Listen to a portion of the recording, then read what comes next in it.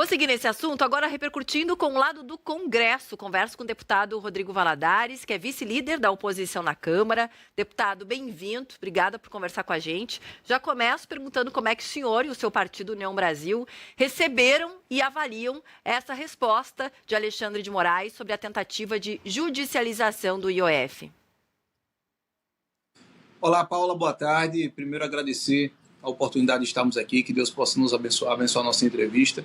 Olha, Paulo, eu posso responder em relação a mim, em relação ao deputado Rodrigo Valadares, como vice-líder da oposição, posso até falar pela oposição, mas é difícil, que foi uma adesão muito recente, a gente não tem ainda uma posição, como é que eu posso lhe falar, unânime em nosso partido, mas o que nós entendemos é que o ministro Alexandre de Moraes está avocando para si um poder moderador que não lhe cabe e nem existe previsão constitucional. Numa simples canetada monocrática, derrubar tanto o decreto do governo quanto o que foi construído pelo Congresso Nacional, com a ampla votação, vocês estavam mostrando há pouco imagens, uma votação de quase 400 votos de 513 deputados, e fora a ampla maioria também no Senado derrubando o aumento do IOF, o decreto do governo do IOF, e simplesmente uma canetada monocrática, o ministro Alexandre de Moraes acabar com tudo para que possa ele ser o moderador dessa situação, dando uma solução. Eu acho que avoca aí um poder que não lhe cabe, nem existe previsão constitucional para tanto. A gente está vendo nos últimos meses e anos o avanço do STF sobre todos os outros poderes, sobre pautas que são da sociedade, sobre o argumento que não faz sentido de que o Congresso não legisla, ou de que o Congresso está inerte. Isso é uma mentira, que o Congresso legislou, que o Congresso decidiu e simplesmente foi ignorado. Hoje, essa decisão, Paula, volta tudo para estaca zero, porque ele tanto tirou o dispositivo do governo quanto a decisão do Congresso Nacional. Mas o mais grave disso é que hoje não existe executivo nem legislativo. Hoje existe um judiciário que manda e o poder executivo, o poder legislativo, infelizmente, tem que abaixar a cabeça e obedecer. Agora, eu quero até falar sobre essa questão do STF, porque é uma discussão já não é de hoje do Congresso, inclusive de limitar o tempo de mandato dos ministros com o senhor, mas antes vou continuar na pauta IOF, porque o ministro Alexandre de Moraes marcou essa conciliação, dia 15 de julho. A oposição foi muito clara no veto e desde o início de quando o governo foi lá avisando qual seria a sua alternativa e mesmo as alternativas pedidas pelo Congresso que não agradaram a ninguém. O próprio presidente da casa, Hugo Mota, já tinha avisado que esse texto não ia passar.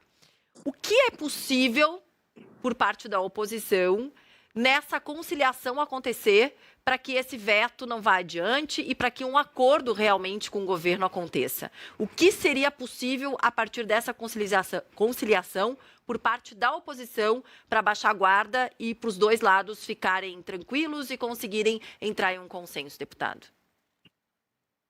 O grande problema é que tipo de acordo o governo está disposto a fazer. Porque o nosso entendimento, eu falo também pelo nome do União Brasil, é que nós somos radicalmente contra todo e qualquer aumento de imposto. E o que o governo deseja é cada vez mais aumentar impostos, aumentar as taxações, taxar o cidadão brasileiro. Tanto é que o ministro Haddad já ganhou um apelido de taxado, ou seja, que ele só se preocupa em taxar. E a gente pergunta da disposição do governo em enfrentar o cerne do problema, em fazer uma reforma administrativa profunda, em fazer uma reforma na máquina pública que verdadeiramente diminua o tamanho da nossa máquina, que vá no cerne do problema, que é cortar os gastos públicos, que são cada vez maiores no Brasil, e não aumentar impostos para tentar cobrir um rombo que nunca para de crescer. Então, eu acho que é esse o grande problema, é isso que o governo não deseja enfrentar. Eu estive durante os primeiros 2 anos como vice-líder da minoria e a gente acompanhava as reuniões do Colégio de Líderes na casa do presidente Arthur Lira. O presidente Arthur Lira, que desejava fazer uma reforma administrativa e sofreu grandes problemas, grandes travas, sofreu grande resistência do governo em fazer uma reforma administrativa. Então, o que é que o governo vai propor? Não o aumento total do IOF, mas 50% ou 30% do que tinham definido. O que é que isso vai chegar? Nós, eu volto a dizer, como oposição, como União Brasil, somos radicalmente contra todo e qualquer aumento do imposto. Nós devemos enfrentar o problema na sua base, que é os gastos exorbitantes que a máquina estatal produz. Fala que além do no seu nome, é no nome do União Brasil também, a gente está falando de um partido que tem 3 ministérios dentro do governo federal, mas mesmo assim já apresentou um pré-candidato à presidência para o ano que vem. Existe alguma possibilidade de União Brasil desembarcar do governo antes das eleições, deputado? Existe uma grande possibilidade. Eu falo aqui que a disposição da União devolver esses ministérios, que eu volto a dizer, pouco servem para o nosso partido. Então, eu falo como oposição, mas eu falo em nome também, não em nome, mas eu falo escutando o que meus colegas que fazem parte da base do governo falam, ou seja, são ministérios totalmente, né, sem autonomia e sem empoderamento para poder suprir as necessidades dos deputados. Então, a disposição da União Brasil de integrar, de devolver os ministérios não é de hoje.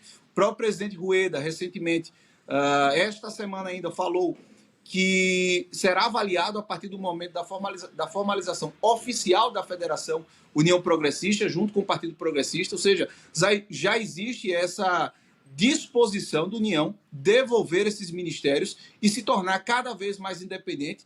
E a gente sabe, hoje, toda a base de centro do governo do PT é uma base efêmera e uma base pontual para as votações, que não há nenhum compromisso desses partidos de centro, que hoje fazem parte de uma base aliada de permanecer com o governo politicamente, ou seja, com o PT politicamente. Tanto é o PSD já tem candidatura lançada, Ratinho Júnior. União Brasil também tem candidatura do Caiado. Nós, a parte de oposição, eu falo pelo nome de Rodrigo Valadares, respeito muito o Caiado, gosto muito dele, mas nós seguimos com o presidente Bolsonaro. O Republicanos também já manifestou sua predisposição de não estar na base aliada. O Progressistas, coisa. Então, o governo não tem base aliada, ele tem cerca de 100 votos, é isso, esse é o tamanho do PT e do governo, e eu vou dizer que não é uma possibilidade descartada, pelo contrário, é uma possibilidade muito forte que a União devolva os ministérios e se torne um partido 100% independente. Agora, deputado, o senhor deixa uma bolinha quicando, eu como jornalista não posso deixar de perguntar. O senhor falou assim, olha, eu, deputado Valadares, ainda estou com o ex-presidente Bolsonaro. Isso quer dizer que o candidato que o ex-presidente apoiar é aquele que, até o momento, ele está inelegível, né? O candidato que ele apoiar, ou se ele não estiver inelegível no ano que vem, é o que o senhor vai apoiar ou vai apoiar Caiado, se assim a União Brasil manter a pré-candidatura dele? Olha, Paula, eu vou jogar ainda outra bola quicando. Eu falo em nome do deputado Rodrigo Valadares e estarei com o Bolsonaro em qualquer condição, em qualquer circunstância, e digo mais. Dentro do União Brasil, cerca de 60% a 70% dos deputados seguirão o mesmo caminho. Anote o que eu estou dizendo. Foi assim em 2022, quando a União Brasil tinha uma candidatura, e a grande maioria dos seus parlamentares seguiram com Lula ou com Bolsonaro, sendo na sua maior parte com Bolsonaro. Em 2026 não será diferente. Bolsonaro é a direita em nosso país, é o maior líder da direita da história do nosso país, é o maior líder da história da nação brasileira, e grande parte, volto a dizer aqui, pode deixar aí como manchete, grande parte do União Brasil seguirá a candidatura do presidente Bolsonaro ou quem ele indicar.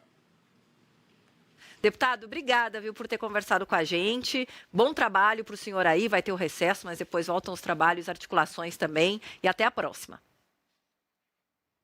Agradeço, Paula, bom final de semana a você e a cada uma das pessoas que estão nos acompanhando.